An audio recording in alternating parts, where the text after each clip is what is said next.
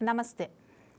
ಹುಸ್ಕೂರು ಅಂಬಿಕಾ ಶಿವನಂಜಪ್ಪ, ಸಹಾಯಕ ಪ್ರಾಧ್ಯಾಪಕರು, ಕನ್ನಡ ವಿಭಾಗ, JSS ವಿಜ್ಞಾನ ಮತ್ತು ತಂತ್ರಜ್ಞಾನ ವಿಶ್ವವಿದ್ಯಾನಿಲಯ, ಮೈಸೂರು. ಸ್ವಲ್ಪವೇ ಆಹಾರ, ಸರಳ ಜೀವನ, ವಚನ ಸಾಹಿತ್ಯದ ಸಾರ್ವಕಾಲಿಕ ಪಾಠ. 12ನೇ ಶತಮಾನವು ಸಂಕ್ರಮಣ ಕಾಲ. ಕಲ್ಯಾಣದ ಅನುಭವ ಮಂಟಪದಲ್ಲಿ ಜರುಗಿದ ಕ್ರಾಂತಿ ಅಂದಿನ ಕಾಲಘಟ್ಟಕ್ಕೆ ದೊಡ್ಡ ಇತಿಹಾಸ. ನಾಡಿನಾದ್ಯಂತ ಸಂಭವಿಸಿದ ಸಾಮಾಜಿಕ ಬದಲಾವಣೆ ಅಂದರೆ ಲಿಂಗಭೇದ, ವರ್ಗಭೇದ ಮೊದಲಾದವುಗಳನ್ನೆಲ್ಲ ಅಳಿಸಿ ಸಮಾನತೆಯನ್ನು ತಂದ ಯುಗ. ಕಾಯಕ ದಾಸೋಹದ ಯುಗ. ಸಾಮಾನ್ಯ ಮನುಷ್ಯನ ಸಾಮಾನ್ಯ ಅವಶ್ಯಕತೆಗಳ ಪೂರೈಕೆಯ ಯುಗ. ಮನುಷ್ಯತ್ವಕ್ಕೆ ಮಾನ್ಯತೆ ನೀಡಿದ ಯುಗ. ಹಾಗಾಗಿ 12ನೇ ಶತಮಾನದ ವಚನಕಾರರ ವಚನಗಳು, ಅವುಗಳ ವಿಚಾರಧಾರೆಗಳು ಕೂಡ ಮನುಷ್ಯನಿಗೆ ಬೇಕಾದ ಆಹಾರವೇ. ವಚನಕಾರರು ಆಹಾರ ಪದ್ಧತಿಗಳನ್ನು ಒಪ್ಪಿಕೊಳ್ಳುವ ಅಥವಾ ತಿರಸ್ಕರಿಸುವ ಸ್ವಭಾವದವರಲ್ಲ. ಶರಣರು ಮಾನವತ್ವದ ಪರ ಚಿಂತಕರು. ಸಮಾಜದಲ್ಲಿ ಗೊಂದಲ ಗಾಬರಿಗಳಿಗೆ ಆಸ್ಪದ ಕೊಡದೆ ಉತ್ತಮ ವಾತಾವರಣ ಕಲ್ಪಿಸುವಲ್ಲಿ ವಚನಕಾರರು ಮುಂಚೂಣಿಯಲ್ಲಿದ್ದರು. ಜಗತ್ತಿನಲ್ಲಿ ಜೀವಿಸುವ ಯಾರೇ ಆಗಲಿ ಕೊಟ್ಟ ಪ್ರಸಾದವನ್ನು ದೈವ ಭಕ್ತಿಯಲ್ಲಿ ಸ್ವೀಕರಿಸಬೇಕು. ಶರಣರು ಹಾಗಾಗಿಯೇ ಅದನ್ನು ಪ್ರಸಾದ ಎಂದು ಕರೆದರು. ದೇವಸ್ಥಾನಕ್ಕೆ ಬಾಳೆಹಣ್ಣನ್ನು ಪೂಜೆಗೆ ಎಂದು ತೆಗೆದುಕೊಂಡು ಹೋಗುತ್ತೇವೆ. ಅಂಗಡಿಯಲ್ಲಿ ತೆಗೆದುಕೊಂಡಾಗ ಅದು ಕೇವಲ ಬಾಳೆಹಣ್ಣು. ದೇವಸ್ಥಾನಕ್ಕೆ ಅದು ಮುಟ್ಟಿ ಬಂದಾಗ ಅದನ್ನು ಪ್ರಸಾದ ಎಂದು ಸ್ವೀಕರಿಸುತ್ತೇವೆ. ಅಂಗಡಿಗೆ ಹೋದಾಗ ಬಾಳೆಹಣ್ಣು ಕೊಡಿ ಎನ್ನುತ್ತೇವೆ. ಅದೇ ದೇವಸ್ಥಾನಕ್ಕೆ ಹೋಗಿ ಬಾಳೆಹಣ್ಣು ಕೊಡಿ ಎನ್ನುವುದಿಲ್ಲ, ಪ್ರಸಾದ ಕೊಡಿ ಎನ್ನುತ್ತೇವೆ. ಹಾಗಾಗಿ ಯಾವುದೇ ಇಂತಹ ಪೂಜಾ ವಿಧಾನಗಳು ಅಥವಾ ಸಂಪ್ರದಾಯಗಳು ಮನುಕುಲಕ್ಕೆ ಒಳಿತನ್ನು ಉಂಟು ಮಾಡಬೇಕೇ ವಿನಃ ಸಮಾಜದ ವ್ಯವಸ್ಥೆಯನ್ನು ಹಾಳುಗೆಡವಬಾರದು. ವಚನಕಾರರು ಆಹಾರವನ್ನು ಪ್ರಸಾದವೆಂದು ಸ್ವೀಕರಿಸಿದರು. ಇತರರಿಗೂ ಹಂಚಿ ಸಂಭ್ರಮದಿಂದ ಬದುಕಿದರು. ಪ್ರಸಾದ ಅಪವ್ಯಯವಾಗಬಾರದು.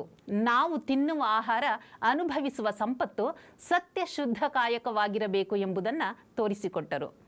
ನಾಡಿನ ಎಲ್ಲ ಕ್ಷೇತ್ರಗಳಲ್ಲೂ ಹೊಸತನವನ್ನು ತಂದ ವಚನಕಾರರು ಆಹಾರದಲ್ಲೂ ಅಂದರೆ ಆಹಾರ ಪದ್ಧತಿಯಲ್ಲೂ ಹೊಸತನವನ್ನು ತಂದರು. ಬಸವಾದಿ ಶರಣರು ಬದುಕಿದ ರೀತಿಯೇ ಒಂದು ಜಗತ್ತಿಗೆ ಎಲ್ಲ ಕಾಲಕ್ಕೂ ಸಲ್ಲುವ ಆದರ್ಶಮಯ ಬದುಕು. ಅವರ ವಿಚಾರಧಾರೆಗಳು, ಅವರ ಜೀವನ ಶೈಲಿ ಎಲ್ಲವೂ ಅನುಕರಣೀಯ. ಸಾಮಾಜಿಕ, ಆರ್ಥಿಕ, ಸಾಂಸ್ಕೃತಿಕ, ಭಾಷಿಕ ಬದಲಾವಣೆಗಳಲ್ಲಿ ತಂದಂತಹ ಹೊಸ ಅಲೆ ಅವಿಸ್ಮರಣೀಯ. ಈ ಎಲ್ಲ ಬದಲಾವಣೆಗಳಲ್ಲಿ ದುಡಿಮೆ, ದಾಸೋಹಗಳೇ ಮಾನವ ಜಗತ್ತಿಗೆ ಭದ್ರ ಬುನಾದಿ ಎಂದು ತೋರಿಸಿಕೊಟ್ಟವರು. ಆಹಾರ ಪದ್ಧತಿಯಲ್ಲಂತೂ ಸರಳ ಹಾಗೂ ಆರೋಗ್ಯಪೂರ್ಣ ಜೀವನಕ್ಕೆ ಬೇಕಾದ ಆಹಾರ ನೀತಿಯನ್ನು ಬಹು ಅಚ್ಚುಕಟ್ಟಾಗಿ ತೋರಿಸಿಕೊಟ್ಟವರು. ಅಕ್ಕ ಮಹಾದೇವಿಯವರು ತಮ್ಮ ಒಂದು ವಚನದಲ್ಲಿ ಆಹಾರ ಸಂಸ್ಕೃತಿಯನ್ನು ಈ ರೀತಿ ಹೇಳಿದ್ದಾರೆ. ಆಹಾರವ ಕಿರಿದು ಮಾಡಿರಣ್ಣ, ಆಹಾರವ ಕಿರಿದು ಮಾಡಿ, ಆಹಾರದಿಂದ ವ್ಯಾಧಿ ಹಬ್ಬಿ ಬಲಿವುದಯ್ಯ. ಆಹಾರದಿಂ ನಿದ್ರೆ, ನಿದ್ರೆಯಂ ತಾಮಸ, ಅಜ್ಞಾನ ಮೈಮರಹು, ಅಜ್ಞಾನದಿಂದ ಕಾಮವಿಕಾರ ಹೆಚ್ಚಿ ಕಾಯವಿಕಾರ, ಮನೋವಿಕಾರ, ಇಂದ್ರಿಯ ವಿಕಾರ, ಭಾವವಿಕಾರ, ವಾಯು ವಿಕಾರವನ್ನುಂಟು ಮಾಡಿ ಸೃಷ್ಟಿಗೆ ತಹುದಾದ ಕಾರಣ ಕಾಯದ ಅತಿಪೋಷಣೆ ಬೇಡ ಎನ್ನುತ್ತಾಳೆ ಅಕ್ಕ ಮಹಾದೇವಿ.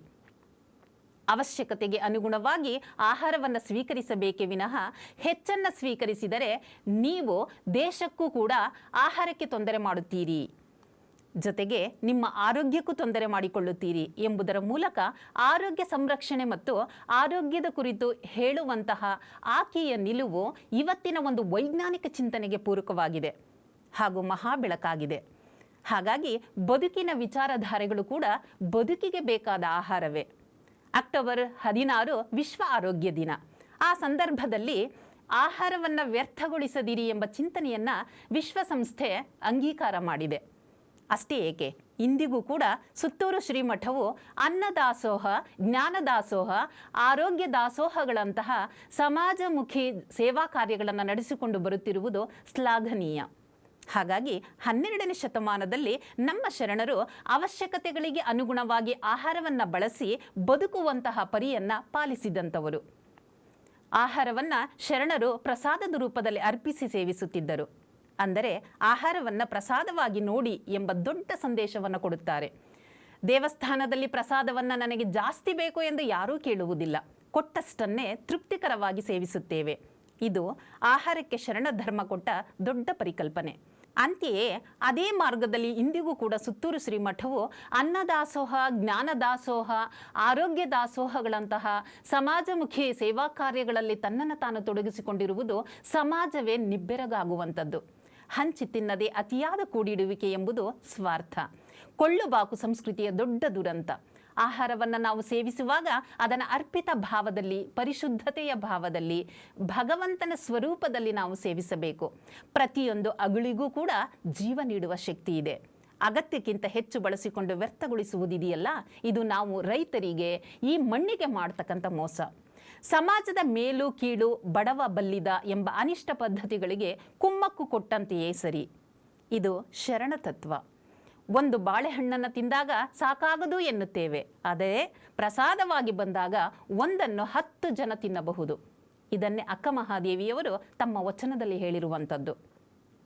ಮತ್ತೊಬ್ಬ ವಚನಕಾರ್ತಿಯಾದ ಅಕ್ಕಮ್ಮ ಎಂಬುವವರು ಈ ರೀತಿ ಹೇಳಿದ್ದಾರೆ: ಬೆಳ್ಳೆ, ಭಂಗಿ, ನುಗ್ಗಿ, ಉಳ್ಳೆ ಮೊದಲಾದವನೆಲ್ಲವ ಬಿಡಬೇಕು. ಬೆಳ್ಳೆಯಲ್ಲಿ ದೋಷ, ಭಂಗಿ ನುಗ್ಗೆಯಲ್ಲಿ ಲಹರಿ, ಉಳ್ಳೆಯಲ್ಲಿ ದುರ್ಗುಣ, ವ್ರತಲಿಂಗಕ್ಕೆ ಸಲ್ಲವಾಗಿ ಈ 4 ಬಂದಲ್ಲಿ ದೋಷವುಂಟು. ಆಚಾರವೇ ಪ್ರಾಣವಾದ ರಾಮೇಶ್ವರ ಲಿಂಗದಲ್ಲಿ ವ್ರತಕ್ಕೆ ಅಹುದಲ್ಲ ಅಂಬುದನ್ನರಿಯಬೇಕು ಎನ್ನುತ್ತಾಳೆ.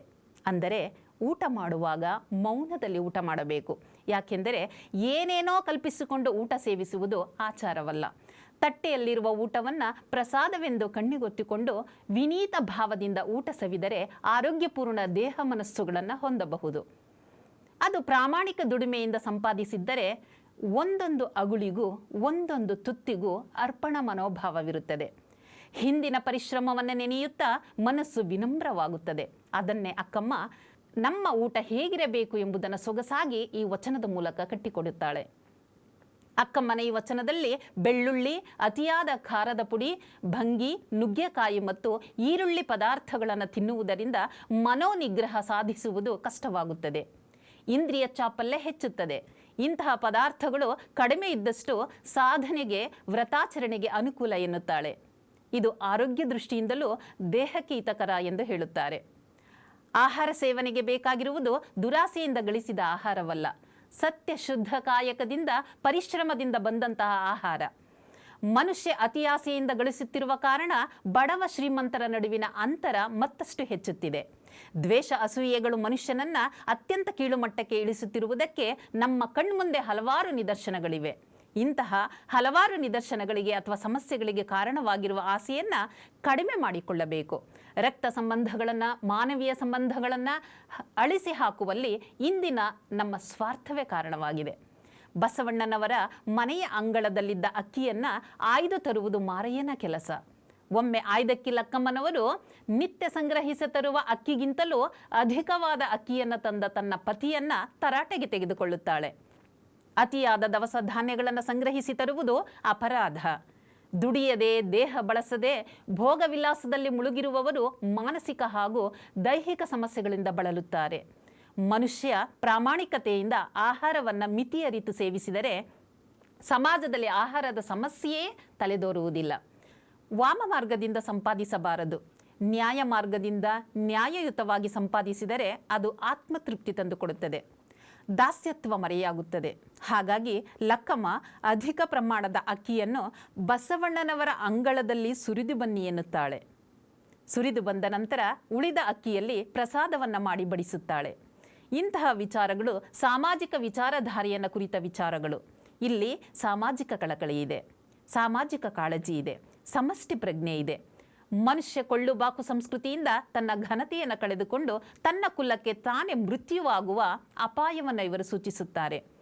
ತುತ್ತಿಗೂ ಪರಿತಪಿಸುತ್ತಿರುವ ಕೂಲಿಕಾರ್ಯರ, ಅನಾರೋಗ್ಯ ಪೀಡಿತರಾದ ಮಕ್ಕಳ ನಾನಾ ರೀತಿಯ ತುಳಿತಕ್ಕೆ ಒಳಗಾಗಿ ಕಣ್ಣೀರು ಸುರಿಸುತ್ತಿರುವ ಅಮಾಯಕ ಜನರ ಸಮಸ್ಯೆಯನ್ನು ಬಗೆಹರಿಸುವ ಆಶಾಭಾವನೆಯು ಇವರ ವಚನಗಳ ಧ್ವನಿಯಾಗಿದೆ.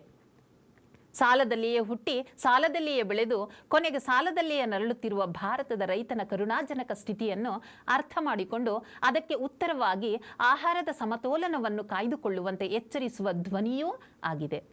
ಅಗತ್ಯವಿಲ್ಲದಿದ್ದರೂ ಹಣದ ಕೂಡಿಡುವಿಕೆಯ ಮನಸ್ಥಿತಿಯಿಂದ ಆಹಾರದ ಅಸಮಾನತೆ ಹಾಗೂ ಇಂತಹ ಅಸಮಾನತೆಗೆ ಸಹಕರಿಸುತ್ತಿರುವ ವ್ಯವಸ್ಥೆಯ ವಿಪರ್ಯಾಸವನ್ನು ನೋಡಬಹುದು. ಬಡವರ ದೀನದಲಿತರ ಬಾಳಿಗೆ ಬೆಳಕಾಗಬೇಕಾಗಿದ್ದ ಆರ್ಥಿಕ ವ್ಯವಸ್ಥೆಯ ದುರಂತ ಸ್ಥಿತಿಯನ್ನು ಇಲ್ಲಿ ಕಾಣಬಹುದು. ತೆರೆದ ಕಣ್ಣಿನಿಂದ ಸಮಾಜದ ವಾಸ್ತವಿಕ ಬದುಕನ್ನು ಕಂಡವರು ವಚನಕಾರರು. ಸಮಾಜದ ಅಸಮತೋಲನ ಉದ್ದಕ್ಕೂ ಎಲ್ಲ ಕಾಲಕ್ಕೂ ಇದ್ದದ್ದೇ. ಇರುವವರು ಇಲ್ಲದವರ ನಡುವಿನ ಘರ್ಷಣೆ ಸಾರ್ವಕಾಲಿಕ ಸತ್ಯ. ಆದರೆ ಇದರ ನಡುವೆ ಅವುಗಳ ನಡುವಿನ ಅಂತರವನ್ನು ಕಡಿಮೆ ಮಾಡುವ ಪ್ರಯತ್ನವನ್ನು ವಚನಕಾರರು ಮಾಡಿದರು. ಹಸಿವಿನ ಬಡತನದ ಅಟ್ಟಹಾಸ ಎಲ್ಲ ಕಾಲದಲ್ಲಿ ಇರುವಂಥದ್ದೇ. ಹಾಗಾಗಿ ಇತಿಮಿತಿಯನ್ನು ಅರಿತು ಹಂಚಿ ತಿಂದು ಬದುಕಿದರೆ ಬದುಕು ಸುಂದರವಾಗುತ್ತದೆ. ಹಾಗಾಗಿ ಪ್ರತಿಯೊಬ್ಬರು ನಾಗರಿಕರಾಗಿ ಸರ್ವರಿಗೂ ಸಮಪಾಲು, ಸರ್ವರಿಗೂ ಸಮಬಾಳು ಎಂಬುದನ್ನು ಅರ್ಥ ಮಾಡಿಕೊಂಡು ಆಚರಣೆಗೂ ತರುವುದರ ಮೂಲಕ ಬದುಕನ್ನು ಸಂಭ್ರಮಿಸಿ ಮುಂದಿನ ತಲೆಮಾರುಗಳಿಗೆ ಉತ್ತಮ ಹೆಜ್ಜೆ ಗುರುತುಗಳನ್ನು ಬಿಟ್ಟು ಪಯಣಿಸಬೇಕು. ನಮ್ಮ ಮೂಲಕ ನಮ್ಮ ಆದರ್ಶನೀಯ ನೆನಪುಗಳನ್ನು ಮುಂದಿನ ತಲೆಮಾರುಗಳು ಮೆಲುಕು ಹಾಕುವಂತಹ ಬದುಕು ನಮ್ಮದೆಲ್ಲರದಾಗಬೇಕು ಎಂಬುದೇ ವಚನಗಳ ಆಶಯವಾಗಿದೆ. ನಮಸ್ಕಾರಗಳೊಂದಿಗೆ.